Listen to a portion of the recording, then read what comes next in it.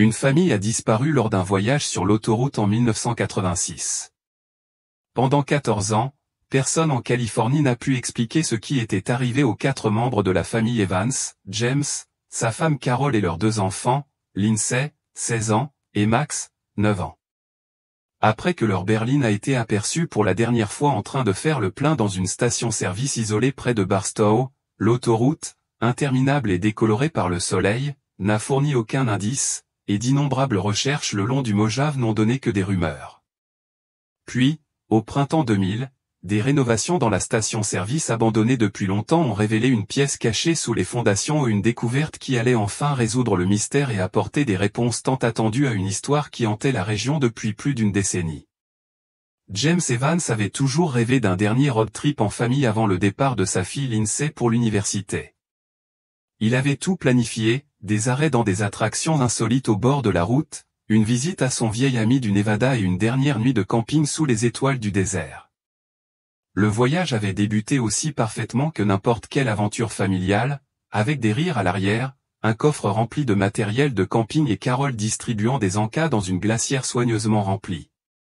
Lindsay avait pris des polaroïdes de son petit frère faisant des grimaces contre la vitre poussiéreuse de la voiture. Pendant quelques précieuses heures, on avait l'impression que le monde s'ouvrait. Leur dernière observation confirmée eut lieu à 17h16 le 18 juillet 1986. James gara sa Ford bleue délavée dans une vieille station-service Texaco sur l'autoroute 58. L'employé se souvint plus tard de Lindsay demandant un paquet de chewing-gum, de Max harcelant Carol pour un soda, et de James s'étirant le dos tout en faisant le plein. Rien ne semblait anormal. Puis la famille remonta dans sa voiture, démarra, direction l'est, vers la longue portion d'autoroute longeant la lisière du désert, et disparut tout simplement. Comme les Evans n'arrivaient pas à leur étape du Nevada à la tombée de la nuit, l'ami appela la police. Des chercheurs ratissèrent l'autoroute, les fossés et les broussailles du Mojave. Des tracts arborant le sourire éclatant de Lindsay et la dent de devant manquante de Max jonchaient les stations-service sur des centaines de kilomètres. La Ford bleue familiale ne réapparut jamais, pas un seul morceau de bagage ni de vêtements, pas une seule trace de pneu, pas même un ticket de caisse d'une autre station-service. Chaque année qui passait rendait l'affaire plus froide et plus étrange. La station-service où ils avaient été vus pour la dernière fois ferma ses portes et tomba en ruine, vestige condamné que les habitants évitèrent pendant 14 ans. Les théories se multiplièrent, certains chuchotaient des histoires d'autostoppeurs ou de détenus évadés, d'autres évoquaient des histoires de sable mouvant, de sectes, voire de secrets d'État. Le nom de la famille Evans s'ajouta à la longue liste des disparitions non élucidées du désert, une tragédie immortalisée dans les coupures de presse et les émissions de radio de fin de soirée. Tout a changé au printemps 2000, lorsqu'une équipe de construction est arrivée pour démolir l'ancienne usine Texaco. Le deuxième jour de démolition, un marteau-piqueur a percé une section de béton dans l'arrière-salle de la station, révélant un étroit escalier menant au sous-sol. À l'intérieur, les ouvriers ont découvert une pièce secrète, les murs étaient couverts de vieux dessins d'enfants, un magnétophone poussiéreux sur une étagère en bois et, dans un coin, 4 sacs de couchage défraîchis étalés sur le carrelage fissuré. À côté des sacs de couchage se trouvait une boîte à lunch rouillée remplie de polaroïdes des clichés de Lindsay et Max, incontestablement pris dans la pièce secrète. Les Evans étaient passés par là. Lorsque la nouvelle éclata, de vieilles blessures se rouvrirent à Barstow et au-delà. La question que tout le monde avait tenté d'oublier revint, qu'était-il réellement arrivé à la famille Evans cette nuit-là, et qui les avait cachés sous la station-service la plus oubliée de l'autoroute? La découverte de la pièce secrète de l'usine Texaco en ruine provoqua une onde de choc à Barstow. Des équipes de télévision se rendirent sur place. Des détectives, dont certains étaient retraités depuis longtemps, revinrent scruter le linoléum craquelé et fouiller la poussière à la recherche d'indices. Des familles du quartier dont beaucoup se souvenaient encore des opérations de recherche de 1986 se tenaient au barrage de police, cherchant un aperçu de la pièce qui pourrait enfin expliquer ce qui était arrivé aux Evans. Le shérif Ray Maddox, désormais voûté et aux cheveux blancs, se retrouva plongé dans une affaire qui le hantait depuis son arrivée au poste d'adjoint. Il pénétra dans l'espace exigu et moisi, respirant l'air froid et sec. Les dessins des enfants étaient délavés mais nets, des bonhommes allumettes se tenant la main, une voiture bleue garée à côté d'un soleil jaune, et dans un coin, une représentation grossière de l'extérieur de la station-service. La boîte à lunch rouillée contenait des polaroïds, Lindsay tenait la main de Max, tous deux arborant un sourire nerveux. Carol, assise en tailleur, écrivait dans un cahier à spirale. James, maigre et à la barbe de 3 jours, se tenait près d'un tuyau dans le mur. Les arrière-plans de chaque photo étaient reconnaissables entre mille, des murs en parpaing, une ampoule nue au-dessus de la tête et une unique fenêtre à barreaux trop haute pour être atteinte. Au fond de la pièce, ils trouvèrent un carnet à spirale, écrit de la main de Carol. Les premières pages retraçaient les premiers jours de la famille sur la route, ses inquiétudes quant à l'avenir de Lindsay, les questions incessantes de Max sur les animaux du désert et la fierté de James d'avoir enfin pu réaliser ce voyage. Mais à mi-chemin, le ton changea. « Quelqu'un nous observe », écrivit-elle. « On entend des pas au-dessus, des bruits de tuyaux, des voix dans la nuit. Je ne sais pas si on s'en sortira. Si vous trouvez ça, dites à nos familles que nous n'avons jamais perdu espoir. » Les enquêteurs ont reconstitué la chronologie probable. Les Evans avaient dû être enlevés après avoir quitté la station-service, peut-être par quelqu'un qui connaissait l'ancien agencement du bâtiment, quelqu'un qui pouvait accéder à l'espace de stockage en dessous. Mais la pièce racontait sa propre histoire, des sacs de couchage soigneusement rangés, des taches d'eau sur les murs, des emballages de nourriture achetés au Texaco. Il n'y avait aucun signe de violence, mais l'atmosphère était terriblement claustrophobe, comme si le lieu avait englouti la famille tout entière. Une seule bande de papier peint, décollée du béton, révélait de légères rayures sur les initiales, LEM, et, en dessous, le mot « Help ». Les équipes médico-légales travaillèrent tard dans la nuit, époussetant chaque surface et cataloguant chaque objet. Dans le lecteur de cassette, ils trouvèrent une cassette étiquetée « 20 juillet 1986 ». Elle était déformée, mais des techniciens de Los Angeles arrivèrent avec du matériel spécialisé. Dans une salle de conférence du bureau du shérif, un petit groupe se rassembla pour écouter. Les voix étaient reconnaissables, Lindsay tentait de rassurer Max, Carol racontait une histoire, James s'efforçait de paraître courageux. La cassette se terminait par des parasites. À mesure que la nouvelle se répandait, de nouvelles questions surgissaient. Qui avait construit la pièce secrète? Qui contrôlait la trappe d'en haut? Quelqu'un d'autre était-il au courant? Et, plus troublant encore, combien de temps la famille Evans avait-elle survécu là-dessous avant d'être définitivement perdue? De retour à Barstow, le calme de la ville était brisé par le passé. Les visages de la famille Evans occupaient à nouveau toutes les vitrines. Les enquêteurs passèrent les jours suivants à fouiller chaque recoin de l'ancienne station-service Texaco. Le bâtiment était abandonné depuis près de 10 ans, mais la pièce secrète était restée intacte, comme si le monde avait tout simplement oublié la famille disparue sous ses pieds. Chaque fragment d'écriture, chaque photo devenait une nouvelle pièce du puzzle. L'un d'eux a été envoyé la semaine précédant leur disparition. Il se terminait ainsi, on est tous à cran. John se comporte bizarrement. April le surveille sans cesse. Bobby est trop jeune pour le remarquer. Pendant ce temps, l'équipe de police scientifique découvrit un dernier indice dans la glacière, une serviette pliée avec un numéro de téléphone effacé et un mot écrit de la main de Linda. « Si nous ne revenons pas, appelez cet homme. Il saura quoi faire. » Le numéro correspondait à une cabine téléphonique de Miami, coupée depuis des années. Apparemment, cela ne menait à rien. Au coucher du soleil, les rumeurs allaient bon train. Les Ramsay fuyaient-ils quelque chose? L'accident était-il une mise en scène, ou quelqu'un d'autre avait-il survécu et disparu dans le marais? Que voulait dire April par « il n'est pas celui qu'il prétend être » ? Était-ce son père, le pilote, ou quelqu'un qui attendait au bout du fil à Miami? Le shérif Swap se tenait au bord du marais, le regard perdu dans le crépuscule. La vérité, si longtemps enfouie, refait enfin surface, et chaque réponse suscite une centaine de nouvelles questions. Elle dormit à peine cette nuit-là, se plongeant dans les pages de son journal et son Polaroid sous la faible lumière de sa lampe de bureau, repassant chaque piste dans sa tête. À l'aube, elle a réuni ses adjoints pour une réunion stratégique. « Nous repartons de zéro », a-t-elle annoncé. Ce n'est plus une simple affaire classée. Nous devons traiter chaque membre de la famille et chaque connaissance à la fois comme une victime potentielle et un suspect potentiel. Son premier appel fut adressé à la police de Miami, demandant s'il pouvait remonter jusqu'à une activité liée à l'ancien numéro de téléphone public.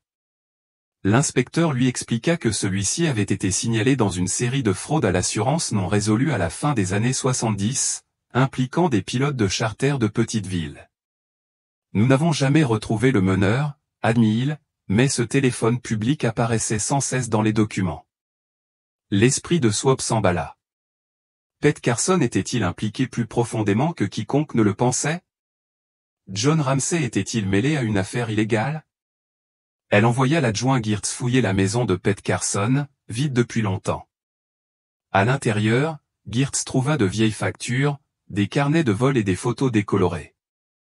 Dans un classeur délabré, il découvrit un dossier intitulé « Chypre », contenant plusieurs polices d'assurance vie, une pour Pete et une, étonnamment, pour John Ramsey, toutes deux mises à jour un mois seulement avant la disparition. Pendant ce temps, l'équipe médico-légale revenait du lieu du crash avec une nouvelle découverte. Au fond de la boue, sous le siège du pilote, ils avaient déterré une montre-bracelet cabossée. L'inscription au dos disait « À John, tout mon amour ». La reconnaissant sur de vieilles photos de famille, Swope comprit qu'il s'agissait du cadeau d'anniversaire de John offert par Linda. Elle l'a mis soigneusement dans un sac, remarquant le sang séché autour du fermoir. À mesure que la nouvelle se répandait, la tempête médiatique s'intensifiait. Devant la station, les équipes de tournage se bousculaient pour prendre position, bombardant toute personne liée au Ramsey. Jenny, l'amie d'April, s'exprimait en larmes devant la caméra, « Je veux juste que les gens se souviennent de qui ils étaient. » April voulait être musicienne. Bobby adorait les animaux. Linda et John n'étaient pas parfaits, mais ils s'aimaient. À l'intérieur, Swope a épluché les informations de la communauté. Un appel anonyme affirmait qu'une semaine avant le vol, John Ramsey avait été vu en train de se disputer avec un inconnu derrière sa quincaillerie. Un autre renseignement indiquait que Pete Carson se trouvait à Miami la veille de la disparition, où il avait rencontré une femme élégante au fort accent cubain. Les liens devenaient de plus en plus flous à chaque nouveau détail. Cet après-midi-là, Swope rendit visite à Madame Donovan, l'ancienne voisine des Ramsey. La mémoire de la vieille dame était vive. John était anxieux ces dernières semaines, dit-elle. Je l'ai vu brûler des papiers dans son jardin. Pete est venu tard le soir, et Linda a pleuré dans sa voiture plus d'une fois. Elle glissa une enveloppe décolorée dans la main de Swope. Linda m'a donné ceci juste avant leur départ. S'il arrive quoi que ce soit, donnez-le à la police. J'avais trop peur. À l'intérieur se trouvait un message énigmatique, nous ne sommes pas en sécurité. Surveillez l'homme à la veste bleue. Cette nuit-là, alors qu'un orage faisait rage, Swope, seul dans son bureau, reconstituait le puzzle. Il y avait trop d'acteurs, trop de secrets. Mais le numéro de téléphone de Miami, les mises à jour de l'assurance vie et l'avertissement désespéré de Linda indiquaient tous quelque chose de bien plus grave et de bien plus dangereux qu'un simple accident d'avion. Pour la première fois, Swope se demanda, la disparition de Ramsey était-elle le résultat d'un plan mortel, ou d'une famille prise au piège d'un complot impitoyable? La pluie tombait encore fort le lendemain matin lorsque Swope appela son homologue de Miami, l'inspecteur Félix Ramos. Elle lui expliqua la piste de la cabine téléphonique, l'observation de Pete Carson et le lien avec l'assurance. Ramos, bourru mais vif, accepta de l'aider. Je vais consulter nos dossiers et voir si des noms se recoupent. Mais ce quartier était infesté de petits arnaqueurs. Pendant qu'elle attendait, l'adjoint Girtz a suivi la piste de la quincaillerie. Il a trouvé Marty Calhoun, un ancien directeur, qui se souvenait parfaitement des dernières semaines de John Ramsey. John était stressé, a raconté Marty. Il gardait la caisse fermée à clé et devenait nerveux dès qu'une berline bleue passait. Un après-midi, il a reçu un appel, est sorti et je l'ai vu se disputer avec un type en coupe-vent bleu. John avait l'air terrifié. De retour au poste, les experts médico-légaux ont analysé les pages du journal et le Polaroid. Ils ont confirmé que l'écriture correspondait au devoir d'April, mais l'empreinte sur le Polaroid n'était ni la sienne ni celle d'un membre de la famille Ramsey. Elle appartenait à un homme inconnu, âgé de 30 à 40 ans. Cet après-midi-là, l'inspecteur Ramos a appelé et a annoncé un nom, Victor Diaz, un intermédiaire cubano-américain lié au réseau de fraude à l'assurance, mais jamais inculpé. Il avait travaillé dans une compagnie aérienne charter, comme Pete Carson, et la rumeur disait qu'il utilisait des coupes-vents bleus comme carte de visite. Diaz a disparu de Miami quelques jours après la disparition des Ramsey. Swap a insisté, des liens avec Carson? Ce ne sont que des murmures, dit Ramos. Ils traînaient tous les deux près de l'aéroport, mais jamais ensemble. L'ex-femme de Diaz l'a vu avec une adolescente effrayée avant qu'il ne disparaisse. Elle a cru que c'était sa nièce. Ce soir-là, l'adjoint Girtz apporta des reçus de quincaillerie fraîchement découverts, dissimulés derrière un faux panneau. Nombre d'entre eux étaient des retraits d'espèces signés par John Ramsey, l'un d'eux, d'un montant de $5 000, était libellé à l'ordre de VD, 2 jours avant le vol. Le bureau de Swap regorgeait désormais de preuves, des fragments de journal intime, l'avertissement de Linda, le numéro de Miami, le reçu d'assurance et l'homme à la veste bleue. Chaque élément désignait un réseau plus vaste qu'une simple tragédie. Une sombre théorie se forma, John Ramsey, menacé ou impliqué dans une machination, avait payé Diaz. Linda tenta de prévenir tout le monde, et April pressentait le danger depuis le début. Mais comment l'avion a-t-il pu atterrir au plus profond du marais, sans corps? Et si Diaz était impliqué, où était-il? Avait-il forcé les Ramsey à disparaître, ou quelqu'un d'autre était-il derrière tout ça? La foudre s'abattit sur Swap tandis qu'il exposait les preuves. Les secrets des Ramsey n'étaient pas seulement personnels, ils étaient liés à un complot criminel qui s'étendait d'une petite ville de Floride aux recoins les plus sombres de Miami. Après 9 ans de silence, ces secrets refirent surface. À l'aube, Swap, sous l'effet de l'adrénaline et du café noir, avait pris rendez-vous avec l'inspecteur Ramos pour lui demander tous les dossiers de personnes disparues de la fin des années 70, impliquant des vols charters, des fraudes à l'assurance ou toute personne proche de Diaz. Ramos promit de faire les recherches dans la nuit. Pendant ce temps, Swap réunissait les amis et la famille des Ramsey au sous-sol de l'église, sous les vitraux. La tension était palpable tandis qu'elle les informait de la liaison avec Miami, du coupe-vent bleu et du reçu, VD. Jenny, l'amie d'April, était assise au fond, les bras croisés. Walter, le père de Linda, s'irrita. John n'était pas un criminel. Il n'aurait jamais risqué sa famille. Mais tandis que Swap décrivait le retrait d'argent et l'avertissement de Linda, les visages changèrent. La possibilité que John Ramsey ait eu affaire à des criminels par choix ou par contrainte pesait lourd. Après la réunion, Jenny s'approcha de Swap, la voix tremblante. April m'a dit un jour qu'elle avait peur d'un collègue de son père. Elle n'en a pas voulu dire plus, mais un jour?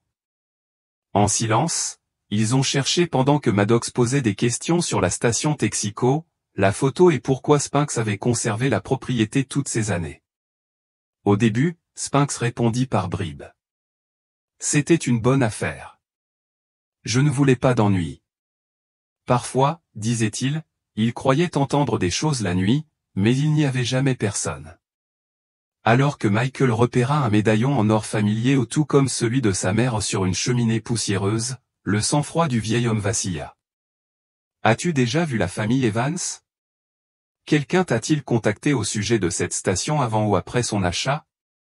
Insista Matt. Spinks secoua la tête, même si Michael remarqua que ses mains tremblaient. Les députés ont trouvé dans le grenier une petite boîte remplie de photographies décolorées, de reçus et, de manière choquante, un vieux jeu de clés étiqueté « sous-sol ». De retour au bureau du shérif, Maddox et Michael épluchèrent les dossiers de Spinks. Un reçu, daté du 20 juin 1986, indiquait un retrait d'espèces correspondant à la date griffonnée au dos de la photo de la pièce cachée. C'était un détail, mais il poussa Michael à se demander, pourquoi Spinks avait-il retiré de l'argent le jour même où sa famille avait été vue vivante dans cette pièce? Pendant ce temps, l'analyse médico-légale de la pièce secrète a permis une autre découverte, une mèche de cheveux blonds correspondant à l'ADN de Lindsay, coincée dans un clou rouillé derrière la bouche d'aération. Cela suggérait qu'elle avait désespérément tenté d'appeler à l'aide.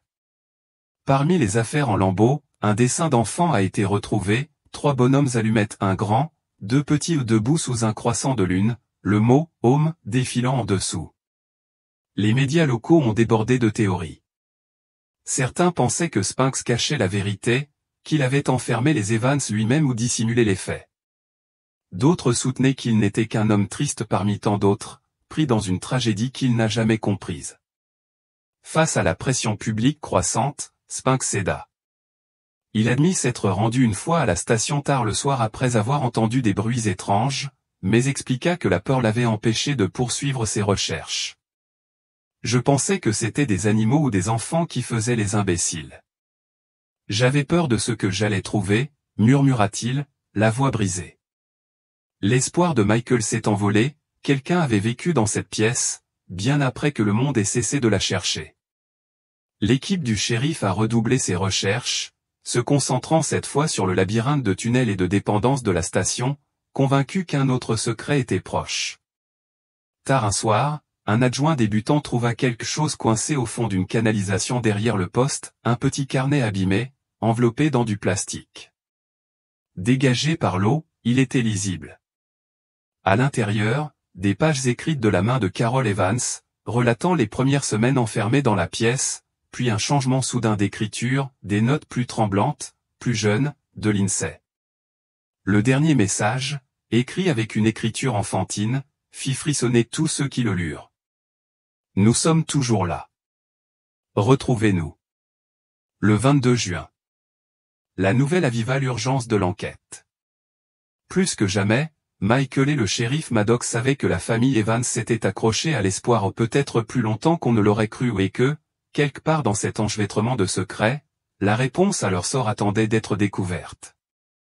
Le shérif Maddox savait que suivre des pistes dans une affaire aussi ancienne et non résolue était comme retracer des fils épars dans une tempête de poussière, mais la détermination de Michael Evans le maintenait en mouvement. L'information anonyme concernant le vieil homme de la station-service persistait dans son esprit, rongeant son instinct. Cette nuit-là, Michael et lui surveillaient la station de Texaco, les faisceaux de leurs lampes torches sillonnaient le trottoir fissuré et les fenêtres condamnées, tandis qu'ils observaient et attendaient. L'atmosphère était lourde d'attente. Michael serrait les mâchoires, les mains enfoncées dans ses poches. Si c'est vrai, si c'est Spinks, il faut qu'on lui parle ce soir. Fini les impasses. Ils n'eurent pas à attendre longtemps. Peu après minuit, un pick-up Ford bleu cabossé entra sur le parking et gara son moteur au ralenti dans le noir. L'homme au volant correspondait à la description de l'appelant, cheveux blancs, boiterie prononcée, posture voûtée. Il sortit, jeta un coup d'œil autour de lui avant de clopiner vers les barricades, fixant le bâtiment comme s'il pesait le poids de toute une vie de regrets. Maddox et Michael s'approchèrent, prudents mais directs. Maddox exhiba son badge. « Bonsoir, monsieur. »« Gerald Spinks. » Le vieil homme se raidit, prêt à s'enfuir, mais Michael lui barra le passage. « On sait que vous étiez propriétaire de cette station. Il faut qu'on parle de la famille Evans. » Spinks regarda les deux hommes, l'un officiel, l'autre désespéré, et ses épaules s'affaissèrent. « Vous n'êtes pas le premier à me poser la question, marmonna-t-il. Mais je n'ai pas grand-chose à dire qui puisse vous aider. Avez-vous déjà rencontré les Evans? Avez-vous trouvé quelque chose d'étrange en achetant cette maison? Insista Michael. Spinks hésita. Je les ai vus une fois, quand j'ai pris les rênes. J'ai trouvé la pièce, mais je ne savais pas quoi en penser. Des emballages alimentaires, de vieux vêtements, une photo. Je les laissai tranquilles. La voix de Michael se brisa. Tu les as vus vivants? Spinks secoua la tête. Non, fiston. L'endroit était vide. Mais j'avais toujours l'impression que quelqu'un m'observait quand je revenais la nuit. Ses mains tremblaient en se souvenant. Je n'y suis jamais resté longtemps. Trop de mauvais souvenirs ici. Michael insista. Tu as prévenu quelqu'un? La police? Spinks haussa les épaules, vaincu. J'ai prévenu l'agent immobilier. Ils m'ont dit de ne pas m'inquiéter. C'était probablement des squatteurs ou des fugueurs. À l'époque, personne ne voulait d'ennui. Maddox échangea un regard avec Michael, encore des détails inachevés, encore des occasions manquées. Mais une chose que Spinks avait dite était marquante, quelqu'un l'observait. Maddox l'interrogea à nouveau. Tu as dit que tu te sentais observé. As-tu déjà vu quelqu'un? Quelque chose d'étrange? Spinks hocha lentement la tête. À plusieurs reprises, j'ai trouvé des empreintes de pas dans la terre derrière le bâtiment. Des mégots aussi. Je n'ai jamais vu qui, mais je me suis dit que je n'étais pas seul. La frustration de Michael déborda. Alors tu es parti comme ça? Tu n'as rien fait? Spinks secoua la tête, les larmes aux yeux. Je ne savais pas quoi faire. Je n'étais pas un mauvais homme. Je ne voulais juste pas m'impliquer. Maddox, toujours pragmatique, insista pour obtenir des détails. Quand êtes-vous venu ici pour la dernière fois? Spinks s'essuya les yeux. Il y a peut-être 6 ou 7 ans. L'endroit avait été saccagé à ce moment-là, il y avait toujours des gens qui fouinaient. Mais cette pièce ne me semblait jamais convenable. La voix de Michael s'adoucit. As-tu déjà vu les Evans, vivants ou après? Spinks secoua la tête une dernière fois. J'aimerais pouvoir t'aider, fiston. Je le ferai. Ils regardèrent le vieil homme regagner son camion en traînant les pieds et s'enfoncer dans l'obscurité. Pour Michael, c'était une autre porte qui se fermait, pour Maddox, un autre fil à tirer.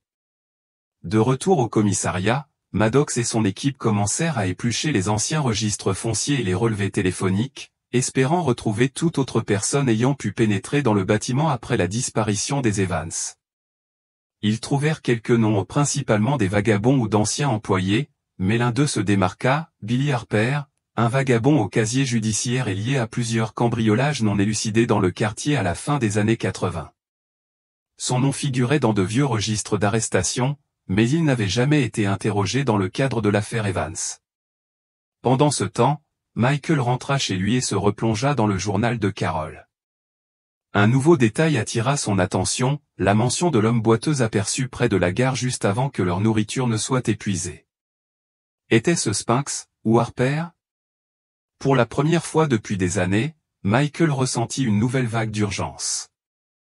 La vérité était là, hors de portée, et il semblait désormais possible que l'histoire de la famille Evans soit enfin révélée. Le shérif Maddox et Michael Evans arrivèrent au bureau tôt le lendemain matin, le goût fade du café de la veille et la déception persistant dans leur bouche. Une pile de rapports frais les attendait, tous compilés depuis la visite nocturne de Spinks. Maddox se frotta les yeux, fixant le nom qui semblait désormais relier les ombres de l'affaire, Billy Harper. Harper avait fréquenté le quartier de Barstow à la fin des années 80, et son nom avait refait surface dans quelques vieux dossiers de police. Rien de grave, juste des intrusions et des vols mineurs, mais une tendance se dessinait. Michael parcourut à nouveau le journal de Carol, lisant et relisant le passage concernant l'homme boiteux. Là, dans son écriture fine et effacée, se trouvait une phrase qu'il avait négligée auparavant. Il disait qu'il pouvait nous aider, mais à chaque fois qu'il venait, Max prenait peur. Maman ne lui faisait pas confiance. Il ne venait jamais quand le shérif Maddox était dans les parages. Les mains de Michael tremblaient. Était-ce vraiment Harper et non Spinks qui hantait la station la nuit? Maddox convoqua ses 2 adjoints les plus fidèles à une réunion. Ils commencèrent à établir le profil de Harper, retraçant ses derniers déplacements connus. Les archives publiques montraient qu'il se déplaçait dans le sud de la Californie, acceptant des petits boulots et disparaissant parfois pendant des mois. En 1987, il avait été interpellé à Needles, puis relâché. Après cela, sa piste s'était estompée. Déterminé à retrouver Harper, Maddox appela les comtés voisins et fouilla les registres d'arrestation et les photos d'identité judiciaire. Ce fut un travail lent et semé d'embûches, mais ce seul nom Harper était désormais un fil conducteur que ni lui ni Michael ne pouvaient ignorer. Pendant ce temps, l'équipe de police scientifique continuait de fouiller les affaires de la famille Evans dans la pièce secrète. Ils trouvèrent quelque chose de nouveau, un bout de papier coincé derrière une plainte, jauni par le temps, portant un court message écrit à la hâte. Aidez-nous. Le 26 juin. Il vient la nuit. Dépêchez-vous. La date correspondait à la semaine où la famille était présumée avoir disparu, et le message adressé à personne en particulier fit frissonner la pièce. Il était clair que quelqu'un dans cette pièce avait désespérément tenté de tendre la main, de laisser une trace de sa peur. Michael emporta le mot chez lui, incapable de dormir. Il s'assit à la table de la cuisine, les mots effacés se brouillant dans la lumière de l'aube. Dans son esprit, l'image de sa petite sœur Lindsay serrant la main de sa mère sur la vieille photo tournait en boucle. « J'aurais dû être là », murmura-t-il. Il appela Maddox avant le lever du soleil. Il faut retrouver Harper. S'il est vivant, s'il est là, il faut le faire parler. Maddox, malgré toutes ces années dans la police, ressentait lui aussi l'urgence. Je sais. On n'abandonne pas. Entre-temps, la nouvelle de la note fut divulguée à la presse, ravivant l'attention du public sur l'affaire. Les caravanes de la presse revinrent, campèrent devant la station de Texaco, et les habitants de Barstow commencèrent à donner des informations certaines crédibles, d'ailleurs, pour le moins insensées. Une information, cependant, attira l'attention de Maddox. Une femme d'Hesperia affirma avoir vu un homme correspondant à la description de Harper, vivant dans un parc à caravanes délabré. Il est réservé, boit en marchant et regarde toujours par-dessus son épaule, a-t-elle dit. Il conduit une Chevrolet cabossée immatriculée au Nevada. C'était tout ce dont Maddox avait besoin. À midi, Michael et lui étaient à Hesperia, scrutant les rangées poussiéreuses de caravanes. L'adjoint de Maddox frappa à une porte défoncée. Harper ouvrit, clignant des yeux sous le soleil, sa boiterie étant reconnaissable entre mille. En voyant le badge du shérif, il tenta de claquer la porte, mais Michael la bloqua, la fureur et l'espoir se lisant sur son visage. « Nous savons que vous étiez à la station Texaco, » dit Michael. « Nous savons que vous avez vu ma famille. » Les yeux d'Harper s'écarquillèrent. « Je ne sais pas de quoi tu parles. » Maddox était ferme. « Tu n'as pas d'ennui, Billy, mais tu dois nous parler. » Harper hésita, la peur se lisant sur chaque trait de son visage. Finalement, il recula et les laissa entrer. À l'intérieur, la caravane était encombrée et sombre. Michael scruta les murs à la recherche de quelque chose photo, preuve mais ne trouva que de la poussière et une légère odeur de cigarette. Maddox parla doucement. « Raconte-nous ce qui s'est passé, Billy. » Les mains d'Harper tremblaient. « Je les ai vus, la famille, la pièce. Je travaillais à la caserne, je faisais le ménage, je montais la garde la nuit. Un jour, j'ai entendu des voix dans les murs des enfants qui pleuraient. J'ai essayé d'aider, mais Spinks, il m'a dit de me taire. Il a dit que ce n'était pas mes affaires. J'ai laissé de la nourriture et de l'eau quand j'ai pu, mais j'avais peur, vraiment peur. » La colère de Michael s'apaisa. « Pourquoi n'en as-tu parlé à personne ?» Harper baissa la tête. « Personne ne m'écoutait à l'époque. Et quand je suis revenu, la pièce était vide. Ils étaient partis. » Pour Maddox et Michael, c'était la première vraie rupture depuis des années. Voici le paragraphe reformaté avec une ponctuation ajoutée, des horodatage supprimés, divisé en courts paragraphes pour plus de lisibilité et en conservant tous les mots originaux. En silence, ils ont cherché pendant que Maddox posait des questions sur la station Texaco, la photo et pourquoi Spinks avait conservé la propriété toutes ces années. Au début, Spinks répondit par bribes. C'était une bonne affaire. Je ne voulais pas d'ennui. Parfois, je croyais entendre des choses la nuit, mais il n'y avait jamais personne. Alors que Michael repéra un médaillon en or familier au tout comme celui de sa mère sur une cheminée poussiéreuse, le sang-froid du vieil homme vacilla. « As-tu déjà vu la famille Evans ? Quelqu'un t'a-t-il contacté au sujet de cette station avant ou après son achat ? » demanda Matt. Spinks secoua la tête, mais Michael remarqua que ses mains tremblaient. Les adjoints ont trouvé dans le grenier une petite boîte remplie de photographies décolorées, de reçus et, chose choquante, d'un vieux trousseau de clés étiquetées, sous-sol. De retour au bureau du shérif, Maddox et Michael épluchèrent les dossiers de Spinks. Un reçu daté du 20 juin 1986 indiquait un retrait d'espèces correspondant à la date griffonnée au dos de la photo de la pièce cachée. C'était un détail, mais Michael se demanda pourquoi Spinks avait retiré de l'argent le jour même où sa famille avait été vue vivante dans cette pièce. Pendant ce temps, l'analyse médico-légale de la pièce secrète a révélé une autre découverte, une mèche de cheveux blonds correspondant à l'ADN de Lindsay, coincée dans un clou rouillé derrière la bouche d'aération. Cela suggérait qu'elle avait désespérément tenté d'appeler à l'aide. Parmi les objets en lambeaux, un dessin d'enfant a été retrouvé, 3 bonhommes allumettes, un grand, 2 petits debout sous un croissant de lune avec le mot « maison » écrit en dessous. Les médias locaux ont débordé de théories. Certains pensaient que Spinks cachait la vérité, qu'il avait enfermé les Evans lui-même ou dissimulé les faits. D'autres insistaient sur le fait qu'il n'était qu'un homme triste parmi tant d'autres, pris dans une tragédie qu'il n'a jamais comprise.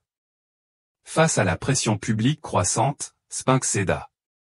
Il admit s'être rendu une fois à la station tard le soir après avoir entendu des bruits étranges, mais expliqua que la peur l'avait empêché de poursuivre ses recherches. Je pensais que c'étaient des animaux ou des enfants qui faisaient les imbéciles. J'avais peur de ce que j'allais trouver, murmura-t-il, la voix brisée. L'espoir de Michael s'est envolé. Quelqu'un, à un moment donné, avait vécu dans cette pièce, bien après que le monde ait cessé de le regarder.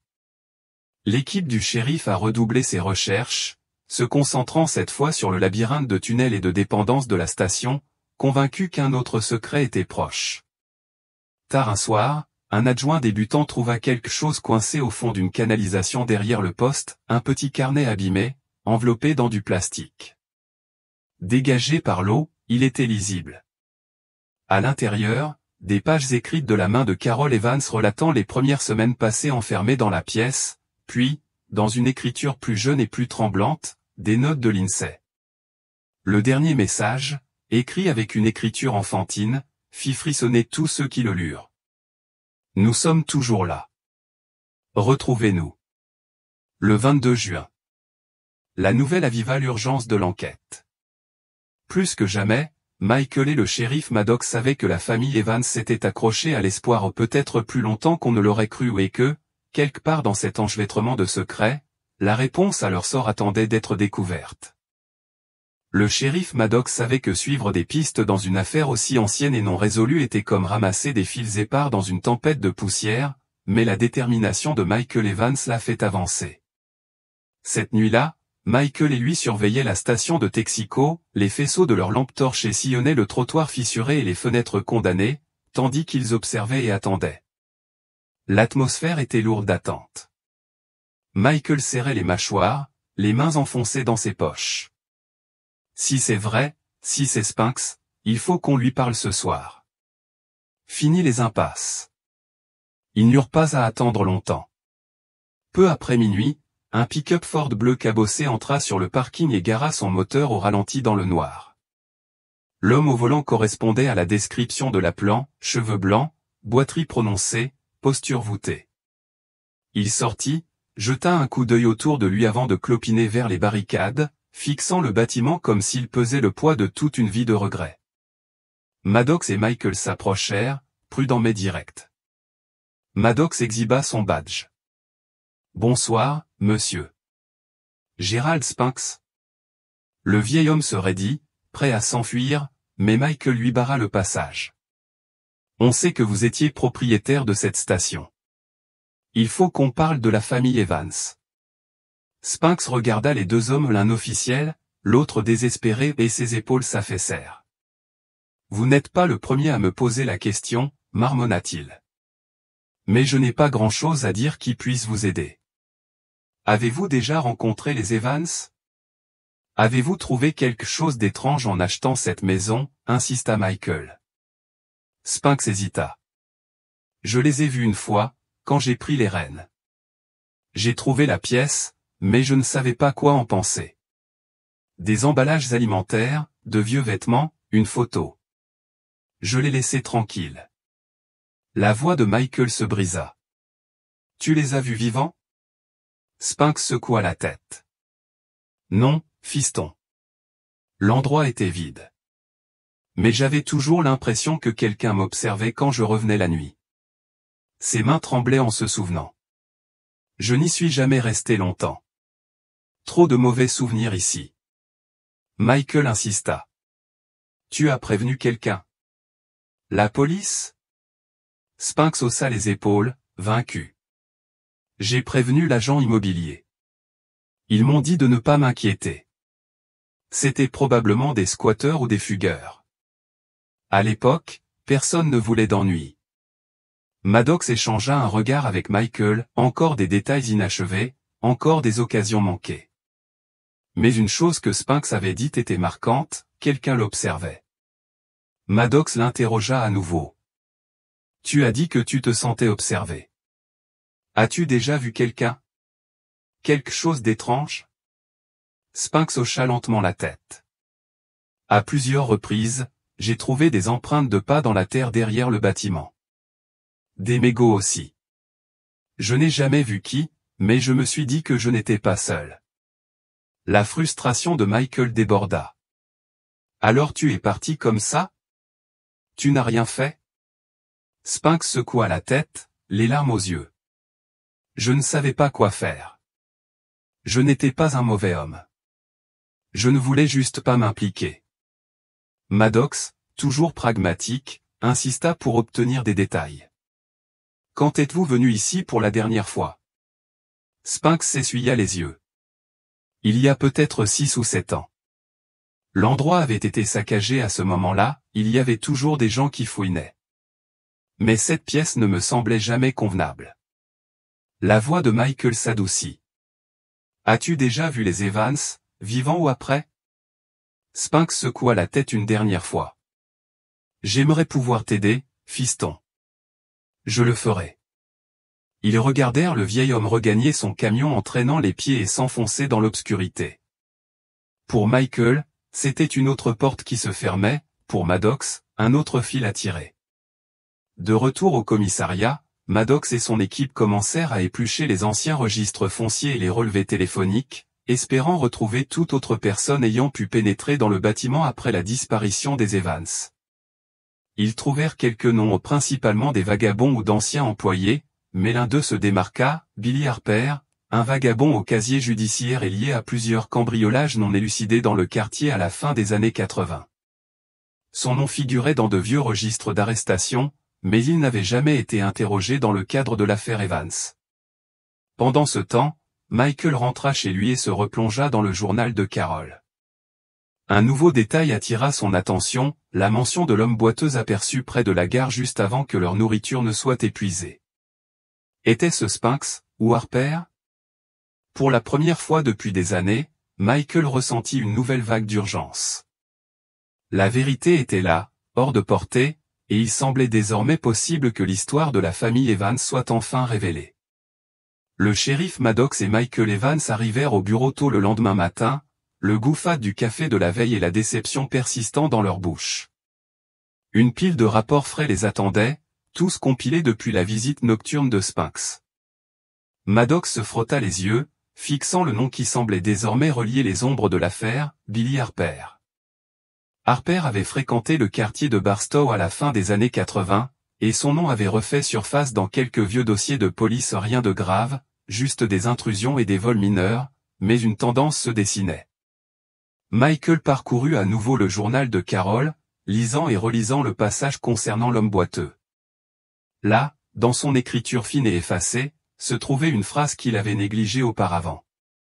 Il disait qu'il pouvait nous aider, mais à chaque fois qu'il venait, Max prenait peur. Maman ne lui faisait pas confiance. Il ne venait jamais quand le shérif Maddox était dans les parages. Les mains de Michael tremblaient. Était-ce vraiment Harper et non Spinks qui hantait la station la nuit? Maddox convoqua ses 2 adjoints les plus fidèles à une réunion. Ils commencèrent à établir le profil de Harper, retraçant ses derniers déplacements connus. Les archives publiques montraient qu'il se déplaçait dans le sud de la Californie, acceptant des petits boulots et disparaissant parfois pendant des mois. En 1987, il avait été interpellé à Needles, puis relâché. Après cela, sa piste s'était estompée. Déterminé à retrouver Harper, Maddox appela les comtés voisins et fouilla les registres d'arrestation et les photos d'identité judiciaire. Ce fut un travail lent et semé d'embûches, mais ce seul nom Harper était désormais un fil conducteur que ni lui ni Michael ne pouvaient ignorer. Pendant ce temps, l'équipe de police scientifique continuait de fouiller les affaires de la famille Evans dans la pièce secrète. Ils trouvèrent quelque chose de nouveau, un bout de papier coincé derrière une plainte, jauni par le temps, portant un court message écrit à la hâte. « Aidez-nous. Le 26 juin. Il vient la nuit. Dépêchez-vous. » La date correspondait à la semaine où la famille était présumée avoir disparu, et le message adressé à personne en particulier fit frissonner la pièce. Il était clair que quelqu'un dans cette pièce avait désespérément tenté de tendre la main, de laisser une trace de sa peur. Michael emporta le mot chez lui, incapable de dormir. Il s'assit à la table de la cuisine, les mots effacés se brouillant dans la lumière de l'aube. Dans son esprit, l'image de sa petite sœur Lindsay serrant la main de sa mère sur la vieille photo tournait en boucle. « J'aurais dû être là, » murmura-t-il. Il appela Maddox avant le lever du soleil. « Il faut retrouver Harper. S'il est vivant, s'il est là, il faut le faire parler. » Maddox, malgré toutes ces années dans la police, ressentait lui aussi l'urgence. « Je sais. On n'abandonne pas. » Entre-temps, la nouvelle de la note fut divulguée à la presse, ravivant l'attention du public sur l'affaire. Les caravanes de la presse revinrent, campèrent devant la station de Texaco, et les habitants de Barstow commencèrent à donner des informations certaines crédibles, d'ailleurs, pour le moins insensées. Une information, cependant, attira l'attention de Maddox. Une femme d'Hesperia affirma avoir vu un homme correspondant à la description de Harper, vivant dans un parc à caravanes délabré. Il est réservé, boite en marchant et regarde toujours par-dessus son épaule, a-t-elle dit. Il conduit une Chevrolet cabossée immatriculée au Nevada. C'était tout ce dont Maddox avait besoin. À midi, Michael et lui étaient à Hesperia, scrutant les rangées poussiéreuses de caravanes. L'adjoint de Maddox frappa à une porte défoncée. Harper ouvrit, clignant des yeux sous le soleil, sa boiterie étant reconnaissable entre mille. En voyant le badge du shérif, il tenta de claquer la porte, mais Michael la bloqua, la fureur et l'espoir se lisant sur son visage. « Nous savons que vous étiez à la station Texaco, » dit Michael. « Nous savons que vous avez vu ma famille. » Les yeux d'Harper s'écarquillèrent. « Je ne sais pas de quoi tu parles. » Maddox était ferme. « Tu n'as pas d'ennui, Billy, mais tu dois nous parler. » Harper hésita, la peur se lisant sur chaque trait de son visage. Finalement, il recula et les laissa entrer. À l'intérieur, la caravane était encombrée et sombre. Michael scruta les murs à la recherche de quelque chose photo, preuve mais ne trouva que de la poussière et une légère odeur de cigarette. Maddox parla doucement. « Raconte-nous ce qui s'est passé, Billy. » Les mains d'Harper tremblaient. « Je les ai vus, la famille, la pièce. Je travaillais à la caserne, je faisais le ménage, je montais la garde la nuit. Un jour, j'ai entendu des voix dans les murs des enfants qui pleuraient. J'ai essayé d'aider, mais Spinks, il m'a dit de me taire. Il a dit que ce n'était pas mes affaires. J'ai laissé de la nourriture et de l'eau quand j'ai pu, mais j'avais peur, vraiment peur. » La colère de Michael s'apaisa. « Pourquoi n'en as-tu parlé à personne ?» Harper baissa la tête. « Personne ne m'écoutait à l'époque. Et quand je suis revenu, la pièce était vide. Ils étaient partis. » Pour Maddox et Michael, c'était la première vraie rupture depuis des années.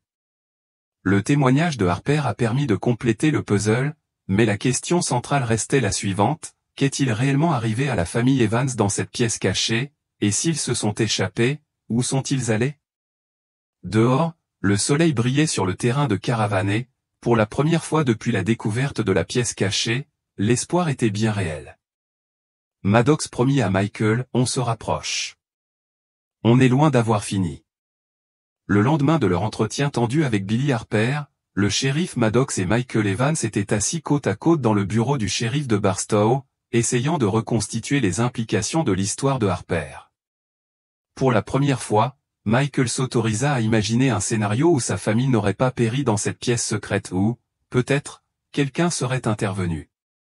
Maddox, son carnet ouvert sur son bureau encombré, dressa une nouvelle chronologie. La famille Evans avait disparu en juin 1986, tenue pendant des semaines, voire des mois, dans cette pièce secrète. Les livraisons intermittentes de nourriture et d'eau de Harper expliquaient comment ils avaient survécu. Les notes et le journal de Carol montraient que leur espoir s'estompait au fil des jours. Mais peu après que Hunter, Spinks, eût été effrayé par Harper, la famille disparut au sans corps, sans mot de la fin. Se sont-ils échappés ou ont-ils été déplacés ailleurs, se demanda Maddox à voix haute. La voix de Michael était rauque. Ma mère n'aurait jamais quitté cette pièce si elle n'avait pas pensé qu'il y avait une issue. Maddox réfléchit à cela. Nous savons que Spinks a cessé d'utiliser la station après votre disparition, mais nous savons aussi qu'Harper a laissé de la nourriture devant la porte après la disparition de Spinks. Quelqu'un d'autre a dû être impliqué. De nouvelles preuves arrivèrent au compte-gouttes tandis que les adjoints de Maddox fouillaient les affaires récupérées dans la caravane de Harper. Dans une boîte à chaussures cabossée, ils trouvèrent une poignée de Polaroids décolorés. 3 montraient la station de Texaco à différentes heures de la journée, vide, désolée, les lumières éteintes depuis longtemps. La 4e était une photo floue prise de nuit, une silhouette sombre penchée au fond de la station, un éclat métallique dans la main. Au dos, Harper avait griffonné, 1987, j'ai attendu des heures. Le pouls de Maddox s'accéléra. Cela prouve qu'il y avait un tiers, peut-être même quelqu'un qui surveillait ou contrôlait Harper et Spinks, dit-il. Michael se pencha. Mais qui? Et pourquoi se donner tant de mal pour les faire disparaître? Cet après-midi-là, Maddox fit appel à un psychologue légiste de Los Angeles. Ensemble, ils établirent les profils psychologiques de Spinks et Harper. Le psychologue suggéra que, si Spinks avait pu être complice, il aurait aussi pu être manipulé par une personne plus influente ou aux motivations plus profondes, peut-être liées à l'histoire trouble de la propriété. De vieilles rumeurs concernant la station de Texaco refirent surface, des histoires locales de dettes de jeux illégales et même des rumeurs de liens avec la mafia dans les années 1970 et 1980. Pendant ce temps, Michael était obsédé par la photo retrouvée dans la poche du coupe-vent. Il visita les magasins d'appareils photo du coin, essayant de retrouver le type de pellicule et de papier de développement. Un commerçant reconnut le style, une pellicule d'usine utilisée pour les appareils photo jetables vendus à l'ancien Walmart de Barstow. Michael suivit cette piste et suivit les registres de vente depuis 1986. Un achat quelques jours seulement avant la disparition de la famille Evans avait été payé en espèces, mais enregistré sous le nom de Robert Hall, un pseudonyme déjà apparu dans les registres fonciers liés à la vente de la station de Texaco. À mesure que les indices s'accumulaient, Maddox et Michael sentaient l'étau se resserrer. La découverte fut faite par un après-midi humide lorsqu'un adjoint fit irruption avec la nouvelle, nous avons trouvé un garde-meuble loué au nom de Hall, à 2 pâtés de maison du commissariat. À l'intérieur, les enquêteurs découvrirent des cartons de documents, de vieux registres, des lettres, des photos et un carnet relié en cuir détaillant les paiements et les instructions.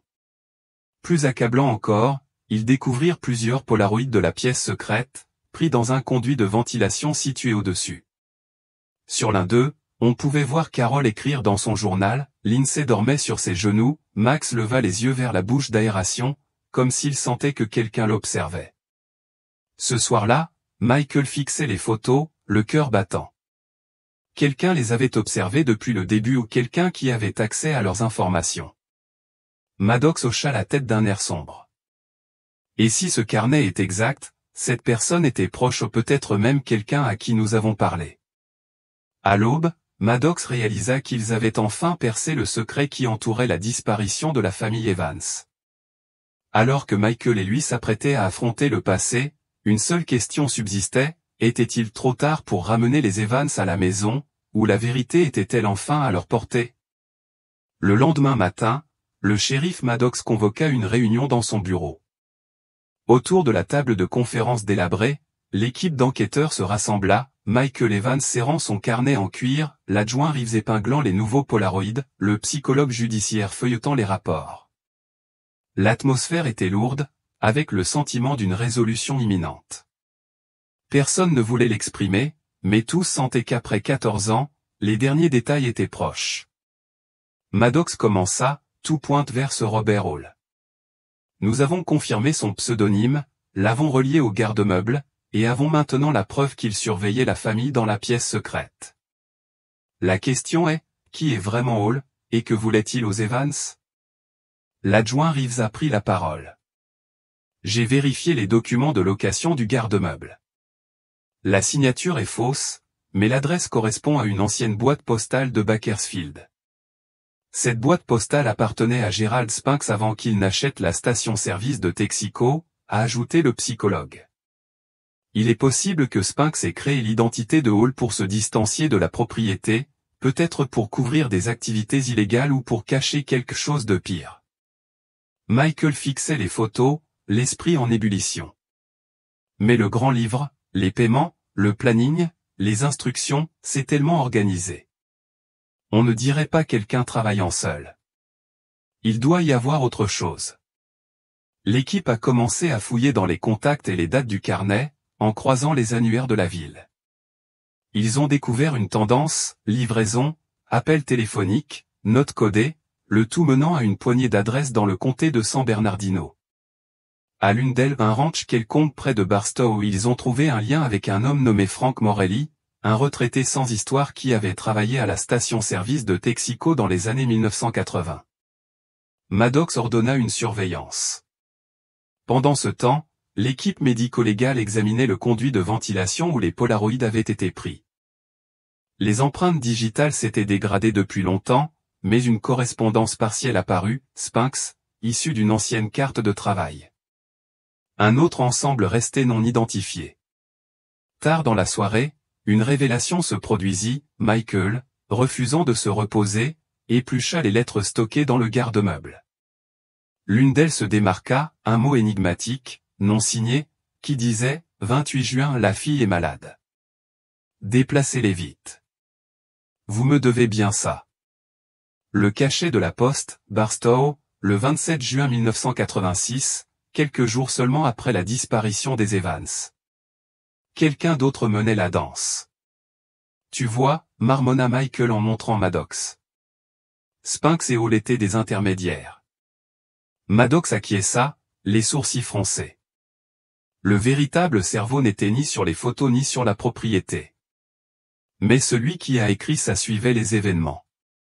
Et si Lindsay était malade, c'est peut-être pour ça que les choses ont changé si soudainement.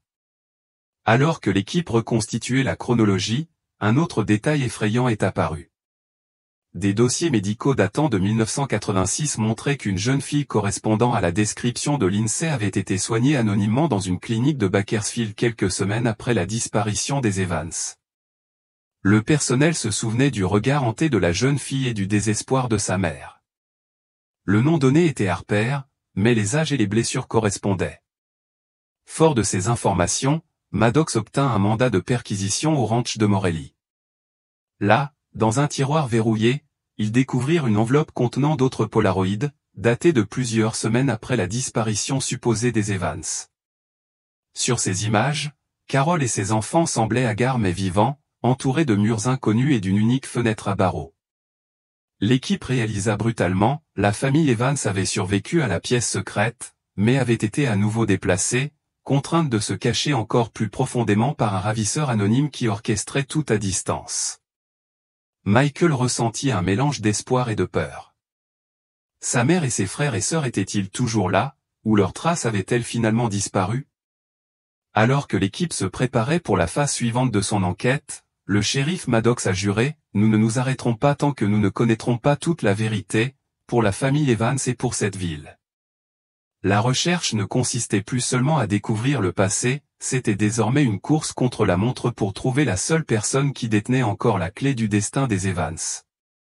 Cette nuit-là, Michael dormit à peine. Les nouvelles preuves, le dossier médical, les Polaroids du ranch de Morelli et le mot énigmatique tournaient en boucle dans son esprit.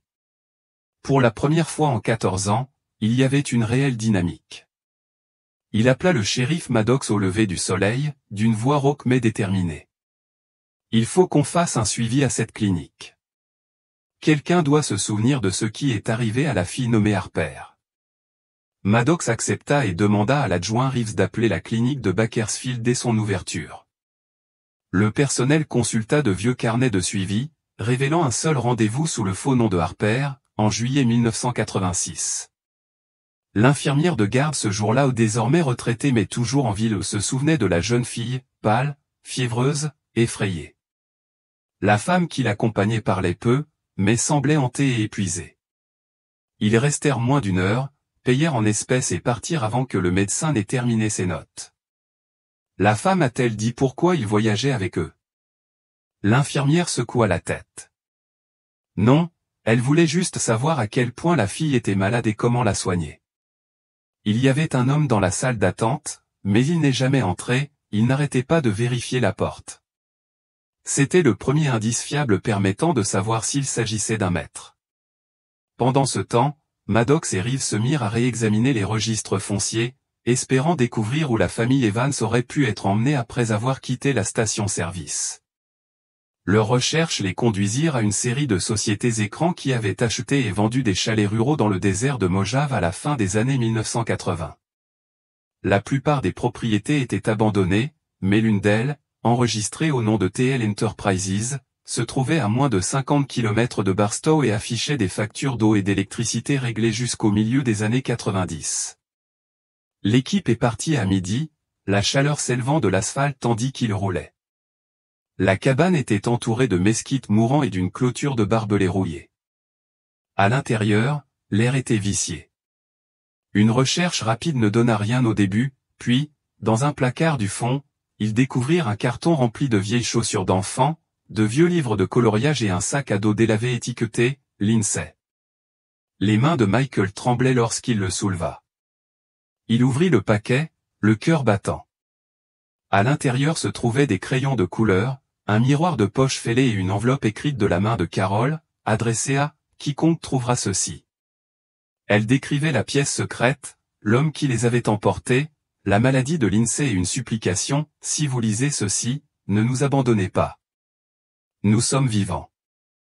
Continuez à chercher. » La lettre était datée de septembre 1986, 3 mois après la disparition de la famille. L'équipe échangea un regard, c'était la preuve irréfutable que la famille Evans avait survécu des mois après son enlèvement. À la tombée de la nuit, le shérif Maddox rassembla les preuves et appela la police d'État, ordonnant de relancer les recherches pour retrouver d'autres cabanes et propriétés abandonnées liées à la même société écran. Une conférence de presse était prévue pour le lendemain matin, un espoir réel, mais fragile, que la vérité sur la famille Evans éclate enfin et que, si la chance était de son côté, une fin heureuse les attend encore. À l'aube, la nouvelle s'était répandue dans toute la Californie, des affaires d'enfants disparus, une lettre désespérée et de nouveaux indices suggérant que la famille Evans aurait pu survivre bien plus longtemps qu'on ne le croyait. Des camions de télévision et des journalistes de la presse écrite ont envahi le bureau du shérif de Barstow, chacun poursuivant sa propre théorie. La famille était-elle restée cachée quelque part toutes ces années? Avait-elle été aidée, ou était-il prisonnier d'un complot plus vaste et plus sinistre? Le shérif Maddox, qui n'aimait pas être sous les feux de la rampe, a donné une conférence de presse mesurée. Nous suivons des pistes prometteuses, a-t-il déclaré, et nous sollicitons l'aide du public pour toute information concernant la famille Evans ou les propriétés répertoriées sous TL Enterprises. Michael se tenait à ses côtés, à la fois épuisé et déterminé, tandis que la lettre contenue dans le sac à dos de Carol et Lindsay était montrée aux caméras ou une lueur d'espoir pour une ville qui avait failli abandonner. Tandis que le public spéculait, Michael Maddox et l'adjoint Reeves ont approfondi leurs recherches. Ils ont cartographié chaque propriété achetée par TL Enterprises, des caravanes isolées, des petites maisons près des confins du Mojave et 2 chalets de montagne isolés au nord de Victorville. Chaque emplacement était une cachette potentielle, mais ils devaient agir vite, quelqu'un pourrait tenter de brouiller les pistes maintenant que l'enquête était publique. Michael et Reeves prirent la première cabine. Elle était cadenassée, les fenêtres poussiéreuses et couvertes de vieux journaux. À l'intérieur, l'air était vicié, le sol jonché de jouets cassés, de vieilles boîtes de conservés, à la déchirante surprise, d'une page déchirée du livre préféré de Lindsay, Anne, La maison au pignon vert. Reeves l'appela, c'est eux. Ils étaient là. Pendant ce temps, Maddox et une unité de la police d'État fouillaient la deuxième cabane. Ils trouvèrent d'autres indices, un ticket de caisse daté d'octobre 1987 et un bout de papier de la main de Carol, portant un seul mot, croire. L'isolement de la cabane et le soin avec lequel la piste avait été dissimulée suggéraient que quelqu'un avait déployé des efforts considérables pour dissimuler les faits et gestes de la famille. À l'approche du crépuscule, Michael se tenait sur le porche de la première cabane, la lumière orange du soleil dardant le désert. Il imaginait sa famille cachée ici, s'accrochant à l'espoir malgré les périodes de peur et d'incertitude. Chaque parcelle de preuve les rendait plus réels, plus présents, même après tant d'années de silence. De retour au poste ce soir-là, les équipes de recherche rassemblèrent leurs découvertes. Michael lut et relut la lettre de Carol, dont la dernière phrase résonnait dans sa tête, « Nous trouverons un moyen de rentrer. Dis à mes parents que je les aime. » Il se jura de suivre chaque piste, même la plus infime, jusqu'à la réponse à la dernière question. Puis le téléphone sonna au bureau du shérif. Une voix douce et tremblante murmura, « Je sais ce qui est arrivé à la famille Evans. Rejoignez-moi au vieux château d'eau, près de Barstow. Minuit. Venez seul. » L'appel ne dura que quelques secondes, mais il fit froid dans le dos. Pour la première fois en 14 ans, Michael Evans sentit la vérité à portée de main, mais plus il s'en approchait, plus il se demandait, son interlocuteur était-il un ami ou un ennemi? Et quel secret allait enfin être révélé? Quand minuit sonna dans le désert, Michael n'arrivait pas à dormir. Il rejouait sans cesse l'appel anonyme, remettant en question chaque mot, chaque tremblement dans la voix de son interlocuteur. Il voulait désespérément croire à une découverte, mais le soupçon luttait contre l'espoir. Pourquoi maintenant, après toutes ces années, et qui pouvait bien connaître la vérité sur ce qui était arrivé à sa famille après leur disparition sur cette route déserte de Californie? Le shérif Maddox insista pour envoyer des renforts, mais Michael refusa. Ils ont dit de venir seuls, rappela-t-il à Maddox. Le seul moyen de les faire parler, c'est de venir seuls. Maddox céda et chargea l'adjoint Reeves d'observer l'approche avec des jumelles. Michael, veste bien fermée pour se protéger du froid, se dirigea vers le vieux château d'eau. L'endroit était désert, le clair de lune projetant de longues ombres sur la terre, illuminant graffitis et verres brisés. Michael se gara et sortit, les mains ouvertes et visibles. « Je suis là » appela-t-il doucement. Sa voix résonna pendant plusieurs minutes, seul le vent lui répondit. Puis une silhouette se détacha de l'obscurité, un homme maigre et âgé, voûté et nerveux, le regard perçant. Michael le reconnut immédiatement, Gerald Spinks, l'ancien propriétaire reclus de la station-service de Texaco. « Pourquoi m'as-tu appelé » demanda Michael en gardant ses distances. La voix de Spinks tremblait. « Je n'ai jamais voulu d'ennui. J'ai acheté cet endroit pour le terrain, pas pour les secrets. Mais j'ai vu des choses que je n'aurais pas dû voir, des hommes qui allaient et venaient la nuit, des voix d'enfants perchées entre les murs. J'ai essayé de prévenir la police, mais personne ne m'a écouté. Alors j'ai tout laissé tomber. » Michael insista, le cœur battant. « Que as-tu vu, Gerald? Qu'est-il arrivé à ma famille ?» Spinks regarda autour de lui, comme s'il s'attendait à voir quelqu'un surgir de l'ombre. Après leur disparition, des rumeurs circulèrent sur un gang qui utilisait des pièces secrètes pour cacher des gens aux témoins, fugitifs, personnes gênantes. Certains hommes venaient d'un autre État, étaient dangereux et bien payés pour se taire. On m'avait dit de ne pas poser de questions, alors je ne l'ai pas fait. Mais j'entendais parfois des pleurs tard dans la nuit. Michael sentit une vague d'effroi et d'espoir se briser. « Ma famille est-elle en vie ?» Spinks secoua la tête, la voix brisée. « Je ne sais pas. Mais quelqu'un les a aidés. J'ai trouvé des emballages alimentaires, des vêtements déplacés. Je crois qu'il y avait une femme, elle déposait des fleurs chaque printemps à la porte de derrière. Peut-être que quelqu'un les cachait, Ou peut-être qu'elles se sont échappées. Mais je ne les ai jamais revues. Soudain, des phares clignotèrent au loin, semant la panique chez Spinks. « Je n'aurais pas dû venir, » murmura-t-il en reculant. « Il nous observe toujours. Il n'oublie pas. » Avant que Michael ne puisse l'arrêter, Spinks disparut dans la nuit, englouti par la sauge et le sable.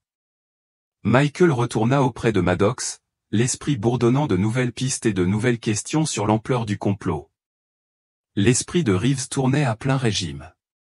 Cette rencontre lui laissait plus de questions que de réponses, mais aussi une détermination ardente. Si un syndicat avait orchestré la disparition de sa famille, il y avait des pistes à suivre, des relevés financiers, la mystérieuse femme aux fleurs à l'aube. Michael contemplait le lever du soleil sur Barstow, serrant la dernière lettre de Carol contre lui. L'histoire était loin d'être terminée, et pour la première fois depuis des années, il croyait que la vérité attendait d'être découverte quelque part. Il lui suffisait de poursuivre ses recherches, même si cela impliquait de pénétrer dans l'ombre où sa famille avait jadis disparu.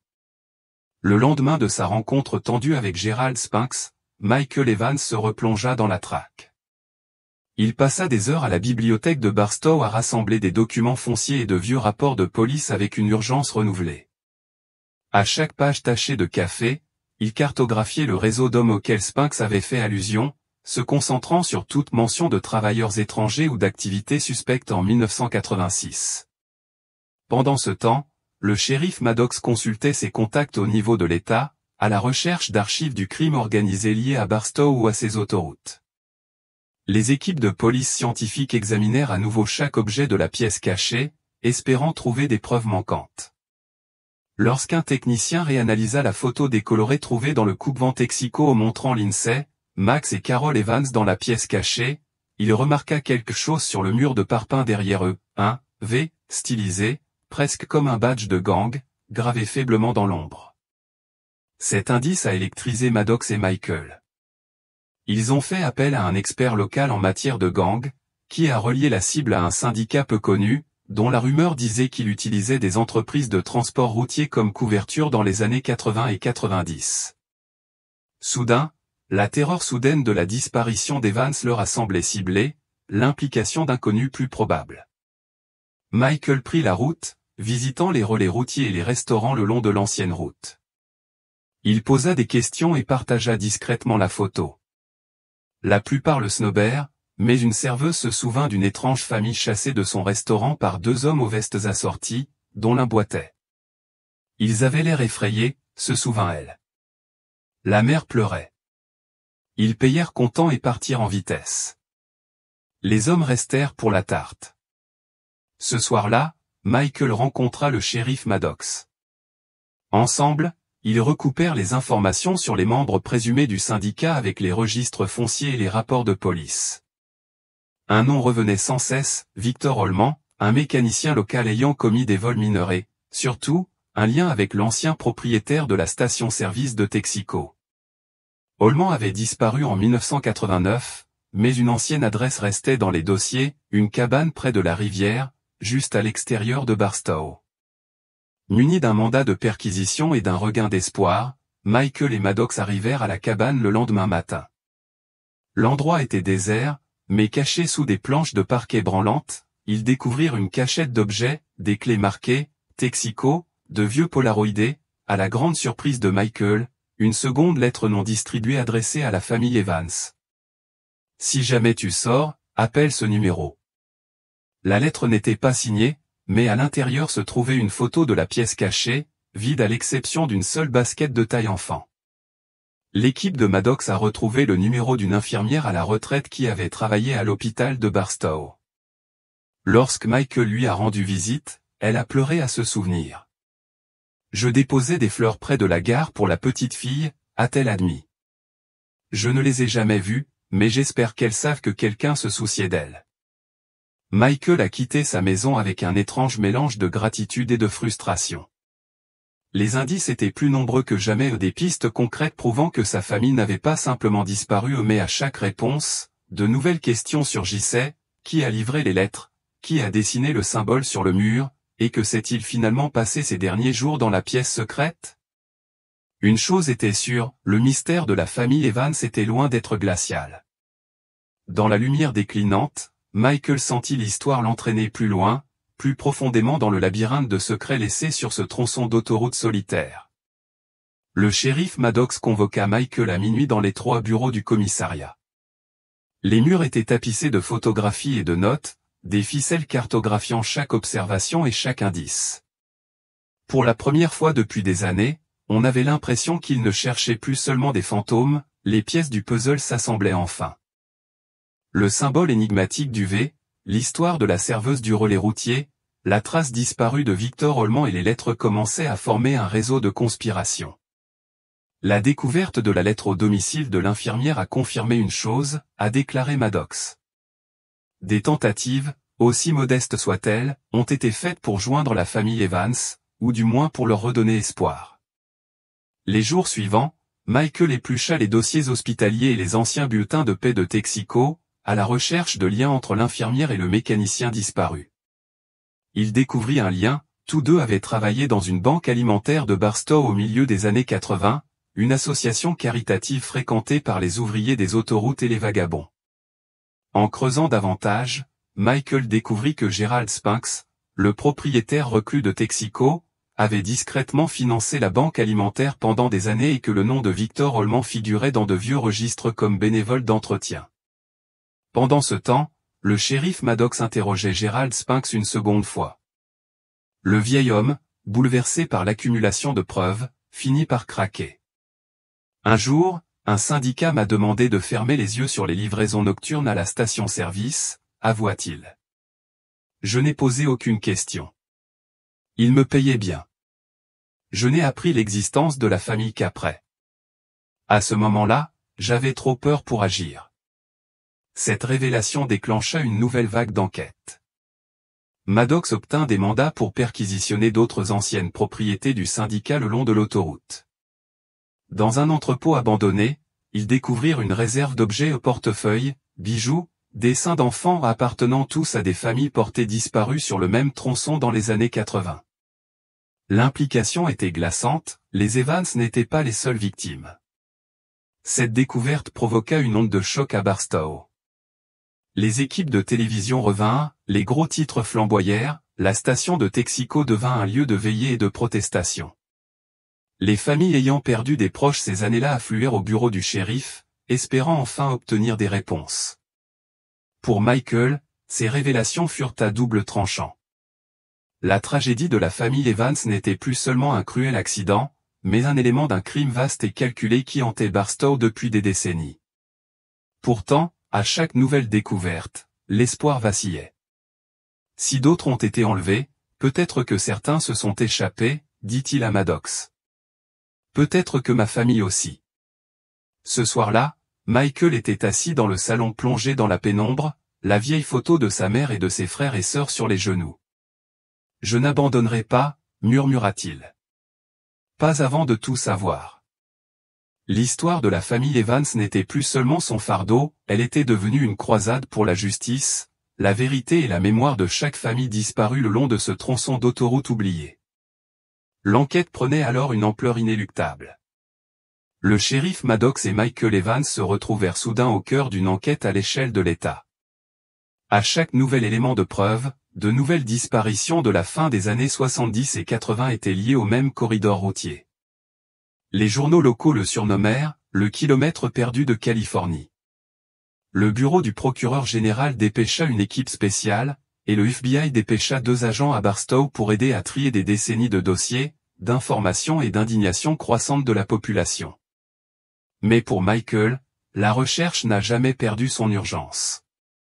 Il passait ses journées au bureau du shérif à scanner des microfilms et à éplucher des dossiers défraîchis, et ses nuits à arpenter le périmètre de l'ancien commissariat de Texaco, à la recherche de tout ce que d'autres auraient pu manquer.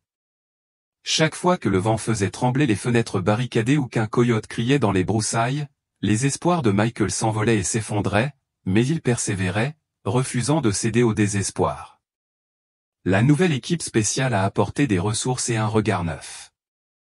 Ils ont passé au peigne fin chaque détail de la pièce secrète, empreinte digitale sur la grille d'aération, taches sur les murs, et même les produits chimiques trouvés dans la lampe de poche rouillée. Les enquêteurs ont identifié au moins 3 séries d'empreintes différentes sur la grille d'aération, aucune n'appartenant aux Evans. Ils ont également trouvé une trace de vieille peinture à l'huile correspondant à une marque utilisée par Texaco dans les années 1980 pour marquer les caisses de livraison spéciale, ce qui suggère que les cargaisons destinées à la station-service pourraient avoir dissimulé bien plus que de l'essence. Par une froide matinée de septembre, Michael reçut une lettre anonyme oblitérée de Fresno. L'écriture était tremblante, l'enveloppe était vierge. À l'intérieur se trouvait un seul Polaroid, une image floue de 3 silhouettes, 2 enfants et une femme debout au bord de ce qui ressemblait à un canyon désertique. Au dos était griffonné, juin 1988. J'ai essayé. V. Le shérif Maddox serra les dents en voyant cela. Victor Holman, murmura-t-il. Il ne savait pas seulement ce qui s'était passé, il a essayé d'aider. Fort de ce nouvel indice, le groupe de travail s'est attaché à retracer les déplacements de Victor dans les années qui ont suivi la disparition de la famille Evans. Ils ont découvert qu'il avait écumé les petits boulots dans le sud-ouest, utilisant toujours de faux noms et restant discret. Un ancien collègue se souvenait que Victor avait parlé d'une famille qu'il n'avait pas pu sauver et lui avait fourni une carte dessinée à la main, un itinéraire partant de Barstow, traversant le Mojave et aboutissant à une aire de repos abandonnée marquée d'un X rouge. Avec l'autorisation des autorités de l'État, Maddox, Michael et le FBI organisèrent une perquisition sur l'aire de repos. Ils fouillèrent les lieux et découvrirent rapidement les vestiges d'une vieille caravane, décolorée par le soleil et à moitié enfouie dans le sable. À l'intérieur, ils retrouvèrent un pull d'enfant avec l'inscription « Lindsay » brodée sur l'étiquette, une petite voiture en plastique fissuré et une pile de lettres délavées écrites de la main de Carol.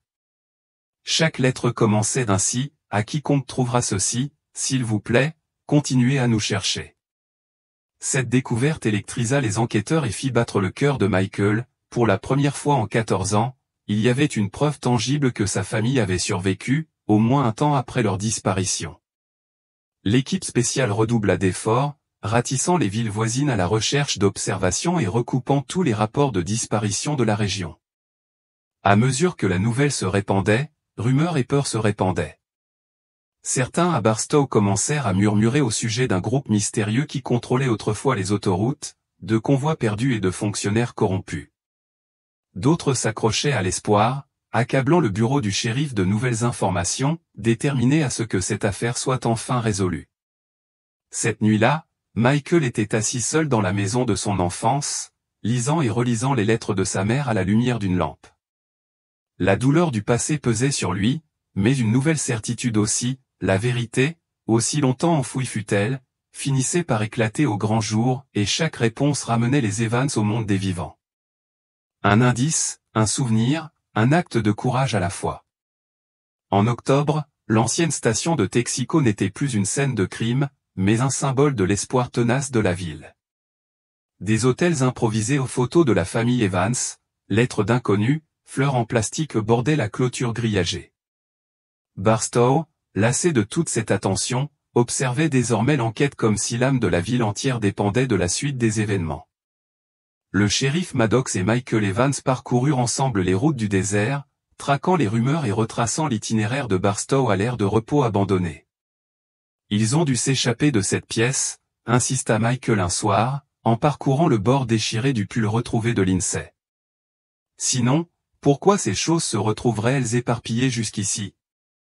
Maddox hocha la tête, tout aussi agité, hanté par l'idée que la famille Evans aurait pu survivre pour disparaître à nouveau sur la vaste et indifférente autoroute. Le laboratoire du FBI acheva l'analyse du Polaroid et des lettres. Leur rapport était doux amer, les lettres étaient bien de Carol Evans, l'encre datant de 1988, le Polaroid, en revanche, avait été surexposé, quelqu'un avait tenté de dissimuler le véritable arrière-plan. L'amélioration numérique révéla la silhouette floue d'un camping-car et d'un kilométrage d'autoroute, suffisamment pour que l'équipe spéciale puisse localiser un tronçon de la route 66 à l'est de Barstow. Une recherche massive se déroula le long de cette étendue d'asphalte solitaire.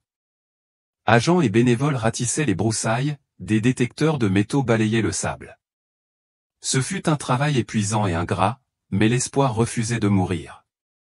Le 12e jour, un éleveur local tomba sur quelque chose dans un fossé, 2 coffres métalliques rouillés.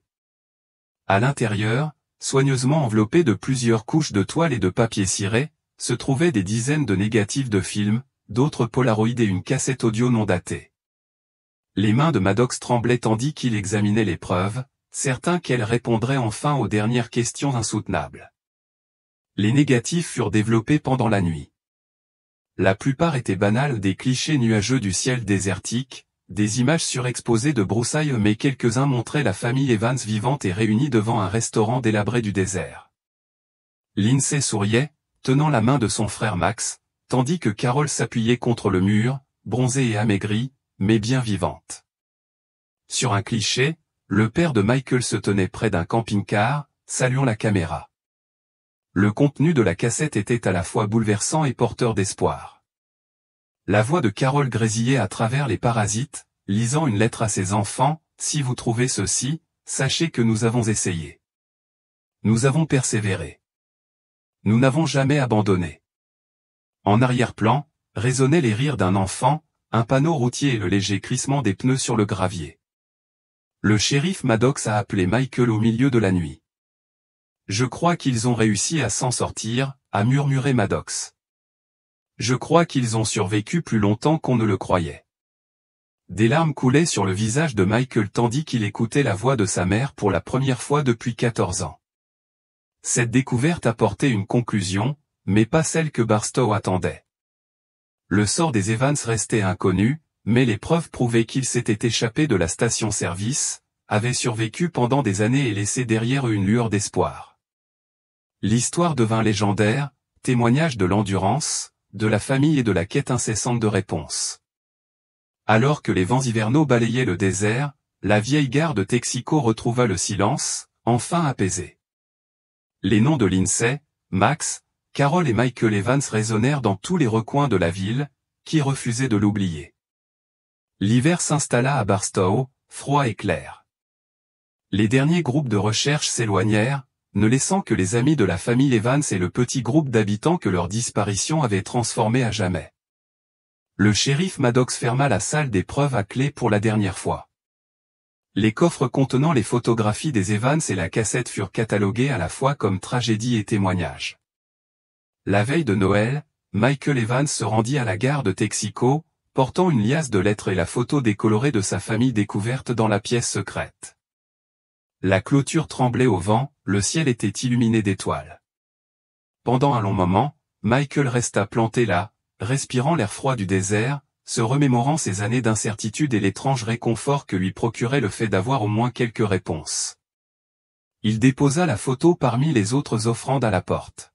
« Merci de ne pas avoir abandonné », murmura-t-il, sans savoir s'il parlait du shérif, des bénévoles ou de ses propres parents qui avaient laissé cette trace au fil des ans. Il repensa au rire de Lindsay, à l'espoir tenace de Max et à la voix de sa mère sur la bande, lisant des mots écrits pour un avenir qu'elle ne connaîtrait jamais. Au fond de lui, Michael s'autorisa enfin à faire son deuil et à pardonner, à laisser tomber les questions qui n'auraient jamais de réponse. De l'autre côté de Barstow, les lumières des porches vacillaient tandis que les familles se réunissaient pour les fêtes. L'histoire des Evans, comment ils ont disparu, comment ils ont survécu, comment ils ont laissé leur empreinte est entrée dans l'histoire de la ville. Les anciens la racontaient aux nouveaux arrivants, non seulement comme un avertissement, mais aussi comme une leçon d'amour, de persévérance et de solidarité. La station de Texaco ne fut jamais rouverte, des années plus tard, elle fut discrètement démolie, le terrain laissé à l'abandon par le vent du désert. Mais l'histoire de la famille Evans perdura, gravée dans la mémoire de ceux qui cherchèrent, de ceux qui espérèrent et de ceux qui refusèrent d'oublier. Lors des nuits calmes, les gens disaient, on pouvait presque entendre Lindsay et Max chanter depuis la vieille autoroute, où la voix de Carol résonnait dans l'air, nous n'avons jamais abandonné. Et de cette façon, le mystère a finalement cédé la place à la paix imparfaite et incomplète, peut-être, mais la justice tout de même a été trouvée, non pas dans un tribunal ou une prison, mais dans l'amour qui refusait de mourir, l'espoir qui refusait de s'estomper, et la vérité qui, après tant d'années, a finalement été révélée.